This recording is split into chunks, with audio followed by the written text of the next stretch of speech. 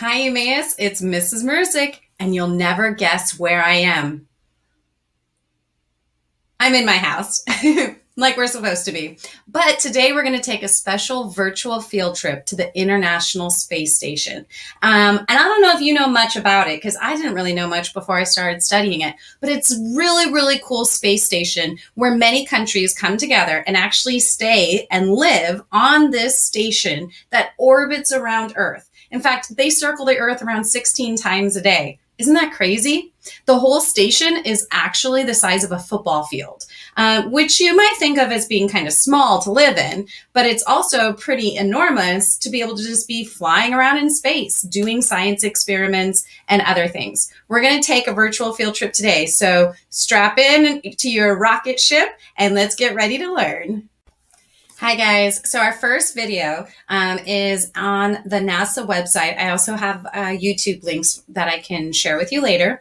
But our first video is the first tour that one of the astronauts actually did while aboard, of course, the International Space Station. And this is called Harmony, Tranquility, and Unity. The first thing we're going to learn about is, first of all, what you see on the screen, that is the International Space Station. So when I told you earlier that it's the length of a football field, that long middle part is the length of a football field. So it kind of looks small, but it's not. It's huge, right? And then you have all those solar panels because they can generate their own electricity and power for the space station. And so that middle part are all the different modules that the different countries of the world have. So there's a Russian part, a Japanese part, and of course, a United States part.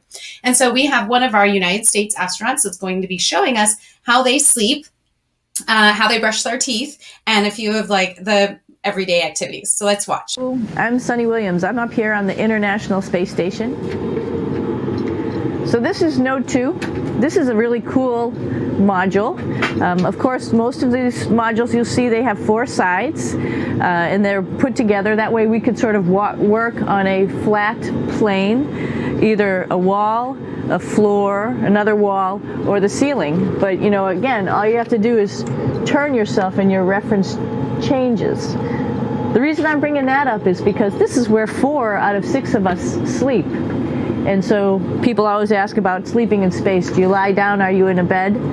Not really, because it doesn't matter. You don't really have the sensation of lying down. You just sit in your sleeping bag. So here's one sleep station right here. I'm going in right now. You can follow me if you want. So I'm inside. It's sort of like a little phone booth, but it's pretty comfy. I've got a sleeping bag right here that we sleep in, so we don't have sort of like a little bit of a cover. We don't fly all over the place. But you know, you can sleep in any orientation. I have it feeling like I'm standing up right now, but like you saw, I'm on the floor. But it doesn't matter if I turn over and I sleep upside down. I don't have any sensation in my head that tells me that I'm upside down, so it really doesn't matter. The sleep station is also like a little office. We've got a computer in here. As you can see, we've got a couple little toys. I've got some books. I've got some clothes and other things that make it sort of like home. I'm coming out. And just for reference, that's one sleep station. This one's another. Right here. There's one on the ceiling, if you want to call it. Right here. And then there's a 4th on the other wall over here. So all of us sleep in a little bit of a circle. All right, come on back. There's more to show you.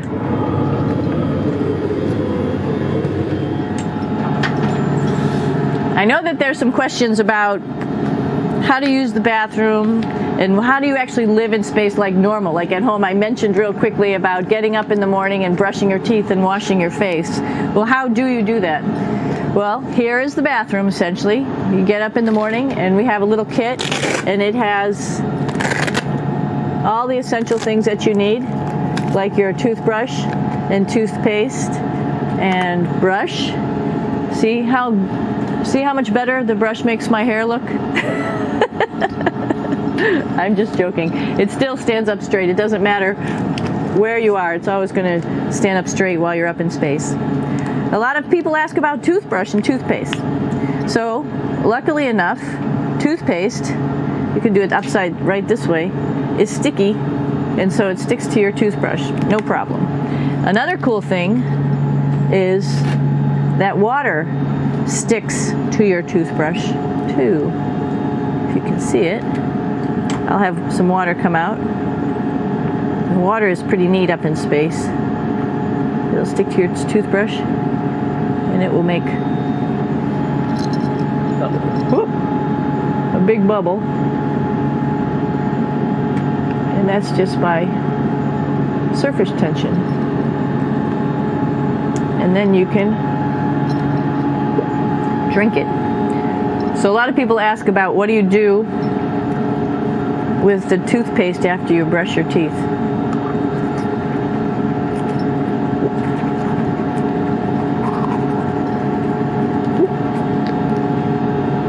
Two options. Swallow it, and it's sort of like mouthwash, but it tastes a little gross. Or you can just spit it out in a paper towel, and then you don't have to worry about it. Swallowing thing. Hi guys, we're back. So this next video, I just want to show you a short section that goes over the cupola. And this is the section of the International Space Station where they can actually crawl in. It has these big dome windows and they can look back at Earth. And our astronaut, Sunny, actually explains it a lot better than I will. So let's go ahead and watch.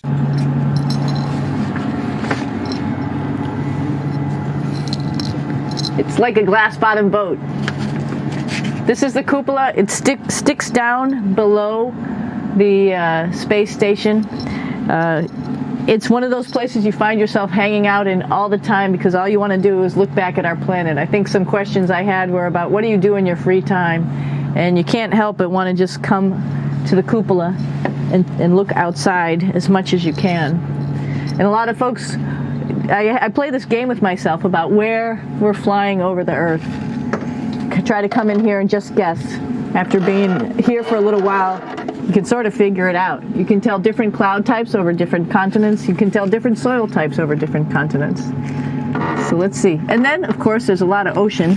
So usually we're over the ocean at first glance. I will tell you in just a moment where we are.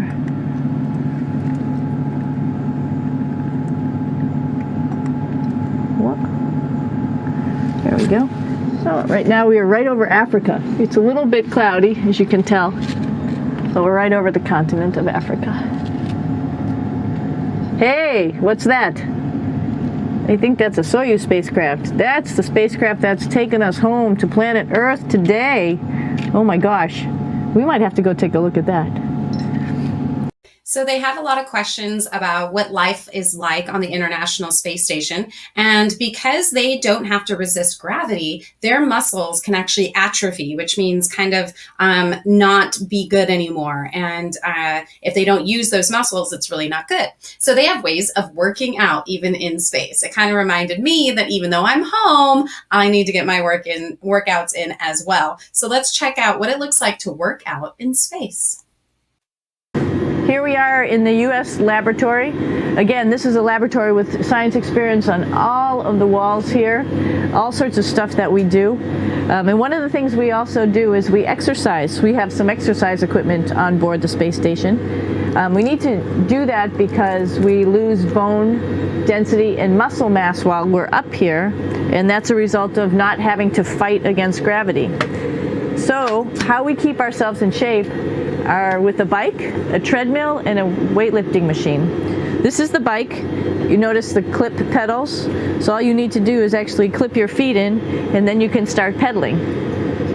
You don't need a seat because you don't sit down. Actually, I haven't sat down for 6 months now, so you don't need any type of seat. Just make sure you're held in with your pedals. You probably see that the bike bounces around a little bit. As I move it, it's not steady and held to the wall firmly. And the reason for that is the space station is pretty big. You saw that there's also solar arrays on the space station. If we start putting any forces into the space station, it's going to make those solar arrays bounce around a little bit. So to prevent that, the machines bounce around a little bit, move around a little bit, and that way we don't put any forces onto the structure of the spacecraft out to the solar rays. All right, now we're going to go to one of my favorite parts of the International Space Station. They're going to take us to the section where they have the big spacesuits that they need to put on. They even call them space like aircraft because it has everything that they need to go outside of the International Space Station and do what they call a spacewalk. Okay, they're always connected to the station because, of course, if they were to fly away from the station, that would not be good. But sometimes they have to do maintenance and repairs and other type of tests out there. And so the astronauts will actually go outside of the International Space Station and do some work in their astronaut suits. And of course, they have to make sure that they're protected, that their body temperature is regulated, that they have oxygen, they have a way to remove their carbon dioxide, and everything like that. And then we're also going to go and see the first ever all-woman spacewalk, which is a historical event that just happened last year. For years, men have been pioneering the way into space and being the ones that have the majority of jobs in space and science and technology and math. And so, girls, we want to empower you to also look into these fields. They are exciting. They're amazing. And now let's watch as a couple of girls do their first spacewalk as well. I'm here with my two buddies in the airlock. Actually, these are two spacesuits that are ready, primed up to go outside, as we call it, to go do a spacewalk in case we have to do anything outside. Some of the things we do outside are just like inside, repairs. We have a lot of electrical boxes and machinery and solar arrays, in fact, that I talked about earlier, that are outside, and sometimes they don't work quite right. Remember, space is really cold and really hot, and it's also the vacuum of space with no pressure, and so some of the equipment doesn't work well all the time. So we might have to go out and do a spacewalk. Right behind me is actually the hatch that you go out into space, and right now we have it filled up with a couple other spacesuits because we've got 4 of them up here and some of our tools. But right behind here is the hatch in which you actually go right outside into the vacuum of space. The spacesuit is pretty big, as you can see. It's like being a football player. Part of the reason it's so big and bulky is because of this backside, this backpack. It's like going on a hike with a backpack, but the backpack and the suit weighs about 300 pounds. Luckily, in space, nothing really weighs anything, so you don't feel that it's so heavy. But we need to have such a big suit because that guy back there is essentially the heart of the spacecraft. I call this actually a spacecraft. It has all the oxygen for you. It has all the carbon dioxide removal system for you. It also has a heating and cooling system to make sure to regulate our body temperatures while we're outside. It also has a computer, so it tells you on a display here if there's anything that's going wrong with the suit, if we're running out of oxygen, if we have too much carbon dioxide, or any type of electrical problem. So it's a pretty awesome little spacecraft, and actually got to go out, use my little spacecraft a couple times, and it worked like a charm. Lucky that it works very nice. You might want to see what the helmet looks like. It's pretty cool too. We don't usually go out like this, so you usually can see when the helmet's open. So you can see what it looks like inside. Somebody's little head would be inside of here. So you can see, you can turn your head all the way around while you're inside of there, but the helmet stays still. So that's determines your how far you could see. And it's usually pretty sunny out there, so we have to wear our sunglasses, and this is our sunglasses right here, which make you look pretty cool. On October 18th, 2019, we had our first all-woman spacewalk. You can actually see it right now on your screen. Jessica Mayer and Christina Koch performed the first all-American women's spacewalk. So they are outside of the International Space Station right now in their spacesuits. And they saw the United States while they were up there. They even got a call from President Trump while they were outside of the spacecraft. And he told them what they do is very, very special. And first the moon, and he encourages that NASA is now going to go to Mars. So it was the 4th spacewalk for Christina and the 1st for Jessica. And there you can see some of the other guys that have gone before and the 2 ladies. So really, really special thing for them to have. All right, I hope you enjoyed seeing the first all-woman spacewalk. Okay, guys, so this is the NASA website, and if you go under NASA videos, they have a lot of different videos that show you the other things that they're working on, kind of like a commercial, how they named one of these rocks that they took a picture of on Mars that showed that it had rolled a certain distance, and so they are calling it the Rolling Stone. Some humor that's there. One of the videos that actually doesn't have anything to do with the International Space Station, but what is really beautiful is Apollo 13 views of the moon in 4K. Data from the Lunar Reconnaissance Orbiter spacecraft now makes it possible to show what the Apollo 13 astronauts saw when they went on the dark side of the moon, the other side of the moon. Between Earth's set and sunrise, the crew was in total darkness for 8 minutes, and then the lunar terrain emerged. Now they can see that part of the moon. This is actual footage that they got to see.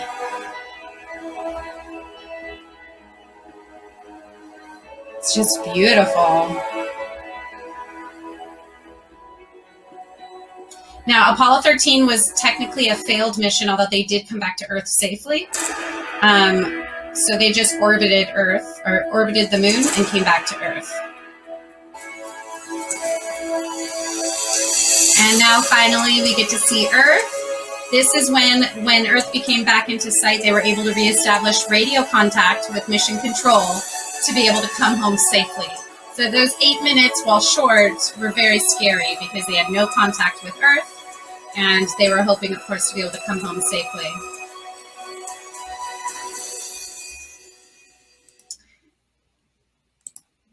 All right, so I just wanted to show you some of the other videos that are on the NASA website that don't necessarily have something to do with the International Space Station. Hope you enjoyed. All right, guys, I'm really excited to show you this other website through NASA's website. It's called Access Mars, the real surface of Mars. This is actual footage that was shot by NASA's Curiosity rover. And so this rover has landed on Mars and actually takes pictures and soil samples and things like that. And so I want to show you what that is all about. You know what?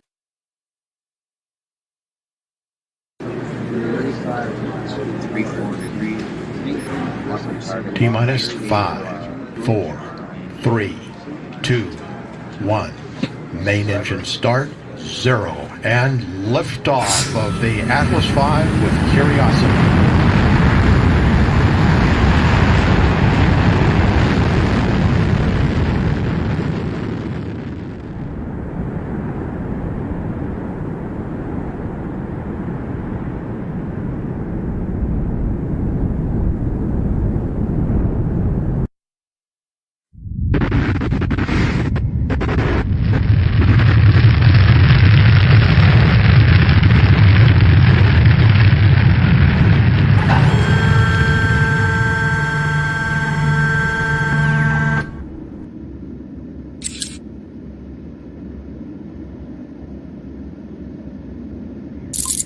Hi, I'm Katie, NASA JPL research scientist on the Curiosity mission. Welcome to Mars.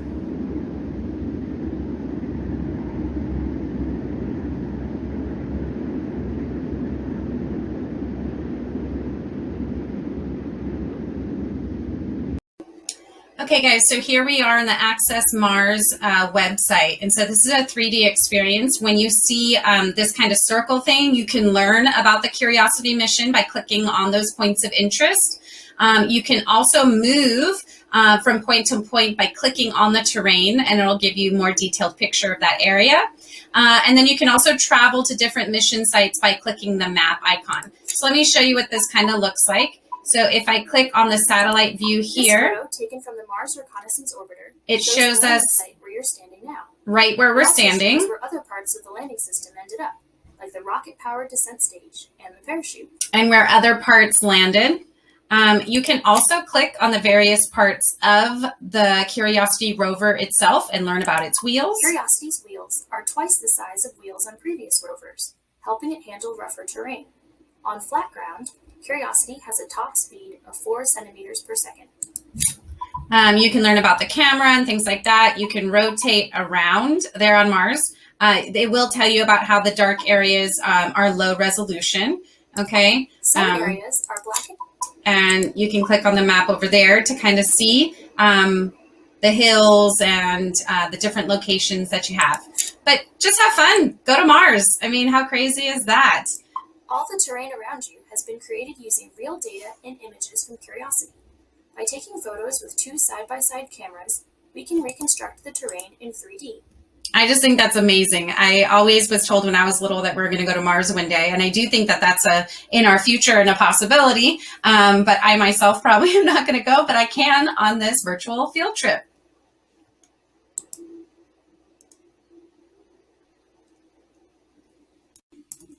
Hi guys, so one of the things I'm able to share with your parents and with you as well is a brochure that you can print out for our field trip to the International Space Station. It's kind of like a brochure. Some of these answers we provide with the videos that we are going to be looking at today, but some of them we don't. And then that encourages you to look at NASA's website and discover those answers on your own.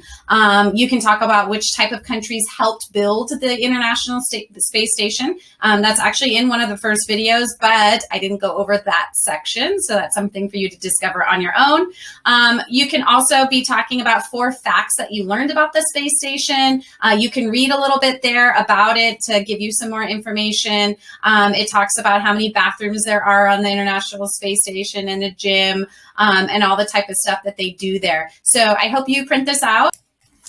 Okay, guys. Well, I hope you had fun on our virtual field trip to the International Space Station. Just a few things, a review that we got to do. We got to see how they sleep in space. We got to see how they brush their teeth. We got to see how they view the United States, how they can look back. We even talked about how they work out on the International Space Station, how they have to kind of strap in to do that because otherwise they just float away and they're weightless, right? We also talked about the spacesuits and how they do spacewalks, the all-woman historical spacewalk, which was pretty special. There are other videos for you to look at, like seeing Apollo 13 or Saturn's rings or all the other amazing videos that NASA has for you on their website. And then we also took a look at that really cool website, which showed us access to Mars, that we could kind of look at the terrain of Mars and act like we are actually there on Mars and visiting that, which is amazing. Don't forget to print that brochure and to fill it out. If you take a picture and post us with it, or even just a video of you doing our virtual field trip with us, we would love it. And we would love to see you on Facebook, on Instagram, because we have to see each other virtually for now. But I hope you learned a lot today, and I hope you had fun learning about the International Space Station and NASA's website. Bye, guys.